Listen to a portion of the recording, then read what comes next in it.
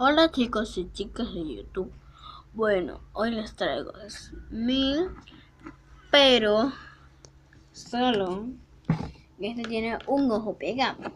Bueno, yo la había puesto en ya tengo muchos países. Este etiqueta yo lo saqué de China, pero ni inventé que era de China, pero este país yo lo hice en Panamá. Entonces, como vemos, yo tengo dos, pero este lo voy a poner acá. Se voy a abrirlo, se abre fácilmente.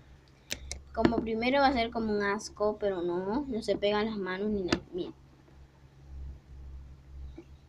yo saco, mírenme, se pegó, ni una manchita quedó en la mesa, mírenme, ni se pega en las manos ni nada. Miren, me lo pongo así, nada. Se pueden moldear y todo. Miren el ojo que yo le puse adentro.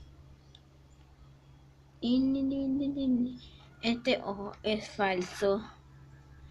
Yo le hice como agarré como una bolita y le puse como un cosito ahí negro. No se vio. Entonces yo le puse esa cosa para que se viera un poco brillante ahí. Se lo forré así. Sí, no sé si lo vean bien. Yo le metí la cosa adentro. El smell, ya hice todo lo que se lo pone, smell, goma, el colorante, lo devolví. Ese que se pusiera muy suave. Y entonces de ahí lo fui manoseando. Las primeras veces te va a poner un poquito que se te van a pegar en las manos, pero después cuando ya lo arrugas mucho, va a ser normal porque ya lo hiciste y ya no se te va a pegar en las manos. Y después le vas a poner el ojo encima. Bueno, esto es fácil de hacer. No tienen que usar goma, colorante alimentario verde, una cuchara, un plato donde lo van a hacer y la cantidad que quieren hacer y conseguir un cosita que tenga tapa y un envase que lo puedan poner.